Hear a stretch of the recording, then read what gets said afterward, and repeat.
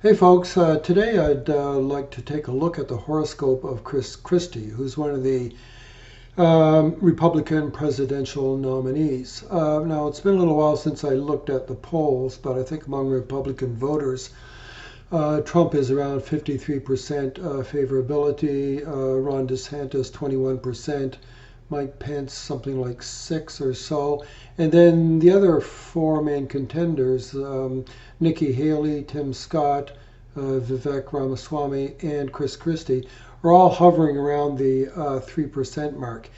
Well, that's way down in the polls, but down does not mean out.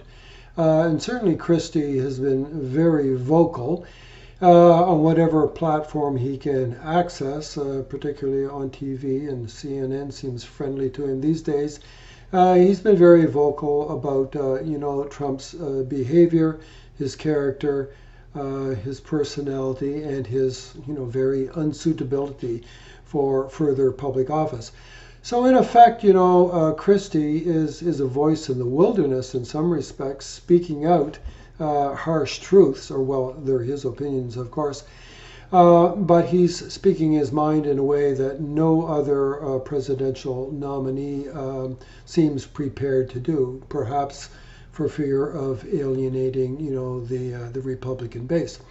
So be that as it may, I'm looking at Christie not because of his anti-Trump stance, but among all those other contenders, no one else has a birth time that I can find on, Astro Databank or any other reliable source. So, I may come to those others, using some other technique to assess their horoscopes. But for the moment, Christie's is the only other one, aside from Trump, who has a known birth time, and that's the reason I'd like to take a look at.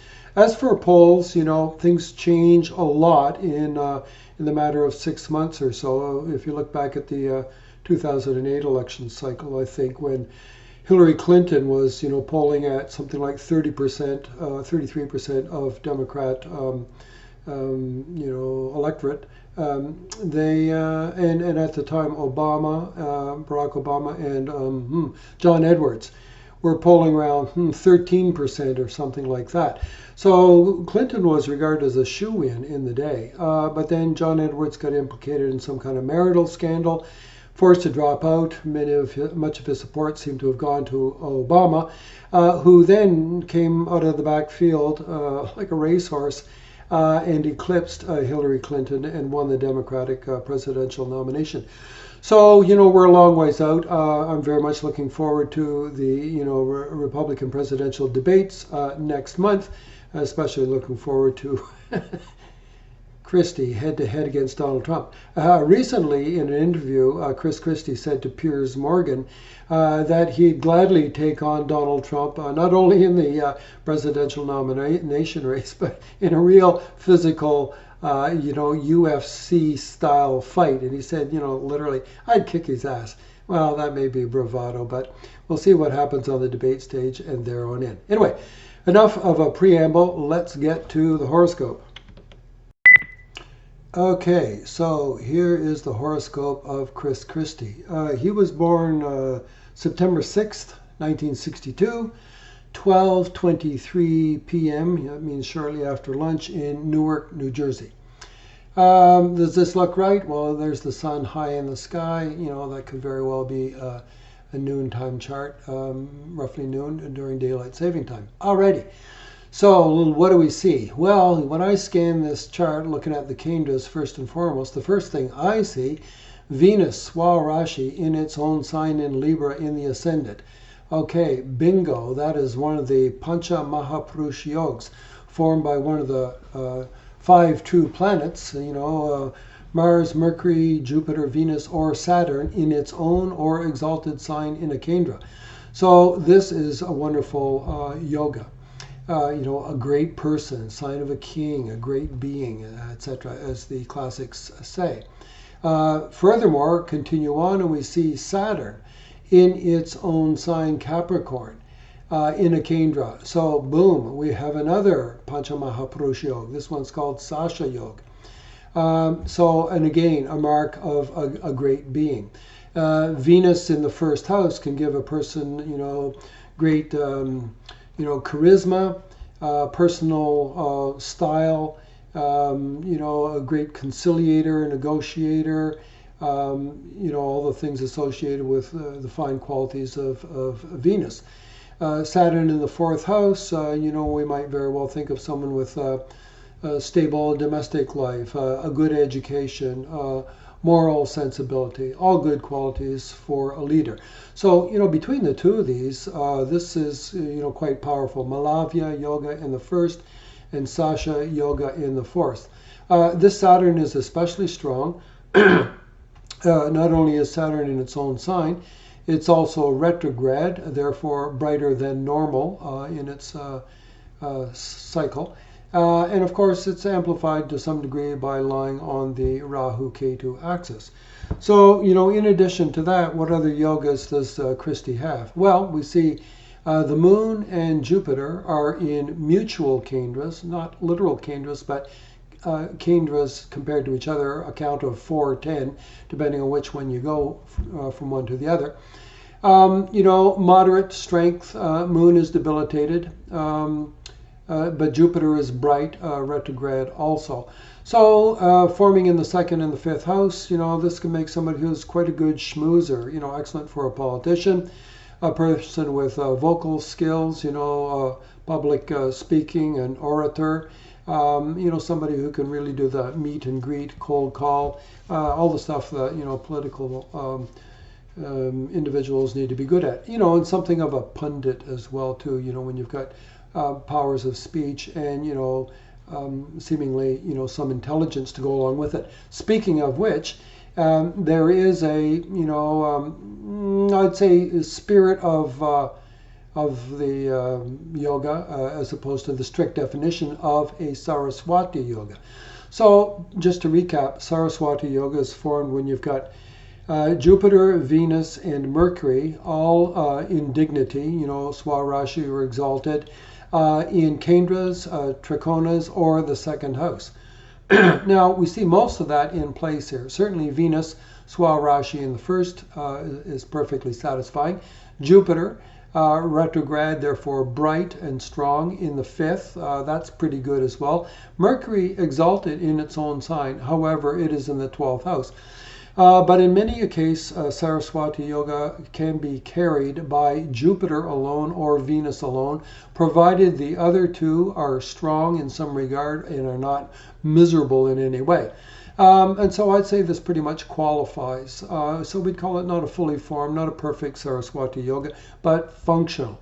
So, that brings on intelligence, critical acumen, the ability, to make good judgments, to function as an advisor. Venus is, used to be the counselor to the Asuras, guru to the Asuras. So, this is sort of a mark of somebody who can manage a portfolio and advise others. After that, we have Shuba-kartari yoga on the first house. So notice Venus occupies the first. That's a benefic. Mercury is in the 12th. That is exalted in its own sign, Virgo. So that's a strong benefic.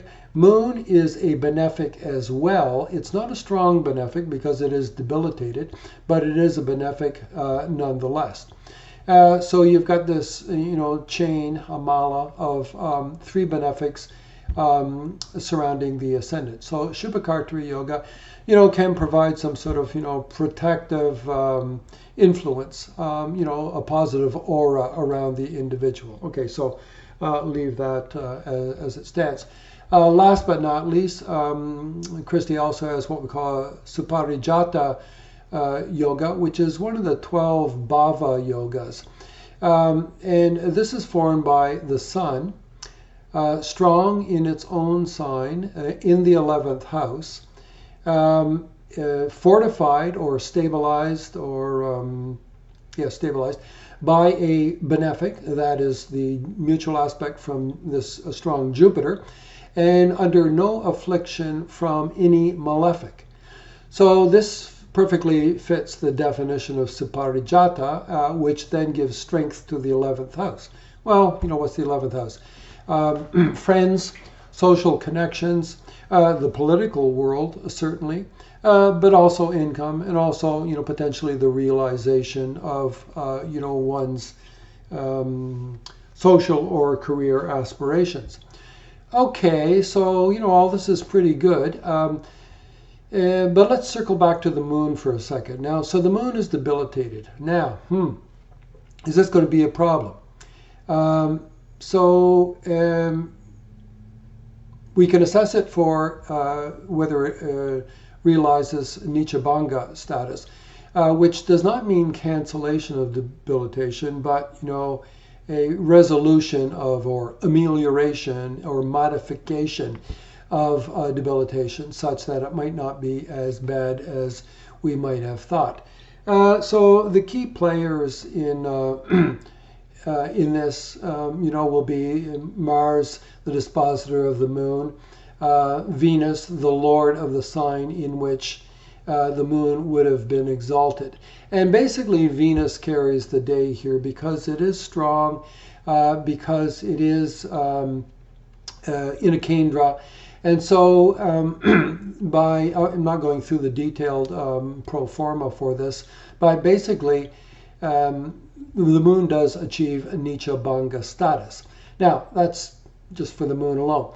Does it achieve the level of a Neechabhanga Raja Yoga? Well, no, because the moon does not participate in any Raja Yogas. It participates in a couple of other mid-class yogas, a Kesari, the Shuba-kartari. So it does participate in yogas. So we can say this is Neechabhanga Yoga, not Neechabhanga Raja Yoga. So, it's pretty respectable, and it shows that the moon can, although weakened, is somewhat battle-hardened, I guess, by past experience. And, Chris Christie was governor of New Jersey for 2 terms, so he does have some experience, certainly. And so, what does this mean then, going forward? Well, one other thing we want to look for in terms of, potential for, the highest leadership role in the land, if not the country. So usually we're looking for connections between 5th Lord Saturn and 9th Lord Mercury and 10th Lord Moon. The 5th for, management of a portfolio, the 9th for, the judiciary or the rulemaking function of Congress, for instance, and the 10th for, leadership and governance of a political party, and, ultimately a country. Those connections are absent, and they're not present in all politicians anyway.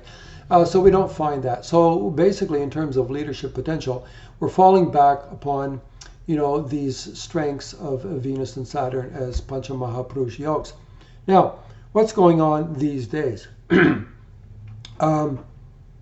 Christie is running Moon Dasha, Mercury Bhukti. So, the moon, as we saw, is Neechabhanga Yoga, which is not perfect, but serviceable. So what else? The moon, if we look at the degree position of the moon, here it is at 1320 of Scorpio, that is in a Saturn nakshatra. So according to Nadi astrology principles, or indeed Krishnamurti Padati, a period lord will give the results of its nakshatra dispositor, primarily in preference to its own results. So that means the moon in its period will give the results for its star lord Saturn, which is this eminently placed Saturn with double strength, forming Sasha Yoga, aspects the 1st house, aspects the 10th as well. So this is very powerful, and it's amplified, by being on the Rahu Ketu axis. So this is quite powerful. So Christie is very much a serious contender in this whole thing. But what about Mercury Bhukti? Well, Mercury, although it's strong, it does occupy the 12th house. It does own the 9th, though, and that's certainly good. But what about its own nakshatra position? So if you look at the degree position here, Mercury is at 1642 Virgo. So that happens to be in a moon nakshatra, which runs, from 10 degrees to 2320 of any Earth sign. So that means during Mercury Bhukti, it will give the results of the moon. And that moon is, after all, debilitated, still has Neechabhanga status, and it is, participatory into yogas. But, this can be problematic as well, too. Christie, through his propensity for speaking harsh truths, or, his opinions, of course, he might be very, capable on the debate stage, but the very things he might say could very well alienate a big portion of the Republican electorate. So, he's definitely going to piss off MAGA world the more that he attacks Trump. This might be his downfall, as much as many admire him for his courage in speaking out. This debilitated moon in the second, remember the second is, indicative of both things that go in and out of the mouth, so, diet, and we know that must be a little bit of a problem for Christie, but also what comes out of his mouth as well, too. He was once, a significant supporter of Trump after he failed in his own attempt to make the 2016 nomination. Then he supported Trump throughout his term, but after January 6th, he definitely turned his back on him and began to call him out for what he thought he was, a demagogue. And that troubles much of the Republican electorate, and this may be his downfall. Now, later on, after Mercury Bhukti comes Ketu Bhukti, and Ketu Bhukti has got the power to invoke, again, this very powerful Saturn, but at the same time, it too is in a moon nakshatra, and drags some of that moon's debility along with it. And the problem is, anyway, Ketu Bhukti only comes along in August 2024. This is long after the Republican Party will have determined its nominee.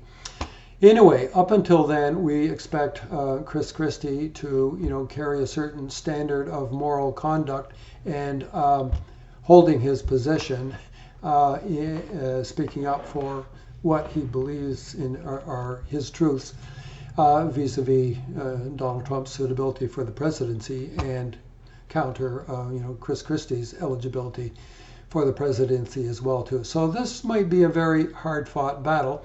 I expect to see him come up in the polls, but I noticed lately that Tim Scott is also got some momentum, and many in the Republican Party like him. And I wish I had a birth time for him to look at his chart closely, but for the moment, it'll have to be Christie. But I'm looking forward to the debates. He's a capable speaker, and let's see what comes out of that. Okay, back with just one concluding remark, something I neglected to mention when I was talking about Christie's horoscope earlier. So if you look back at his chart, you'll see that 3 grahas occupy moon nakshatras. So there's Saturn and Ketu, which are quite close together in middle of Capricorn, are in a moon nakshatra. And Mercury in the middle of Virgo is also in a moon nakshatra. So what this means, according to, Nadi astrology or Krishnamurti Padati, is that during the periods of Saturn, Ketu, and Mercury, any one of those will give the results of the moon, which is their star lord. So that means for a third of all dashas, but let's be realistic, a third of all bhuktis, more likely, the period lord will be giving results for that moon. Now, the moon is, useful in many respects for Christie because it is his 10th lord. It might well represent him as a man of the people and, speaking his mind, and being a good public speaker too, have certainly been assets for him. And, this is what helps make a good politician. Somebody who's able to connect with people. I referred earlier to his Kesari yoga, which involves that moon with Jupiter, which is, a bit of a schmoozer, and I mean that as a compliment in this sense. You can do the meet and greet with strangers and connect with people and instill a sense of confidence that you know what you're talking about. But, straight talking, okay? But straight talking, is a bit of a double-edged sword, too. You can make yourself clear, but you can also potentially alienate people at the same time.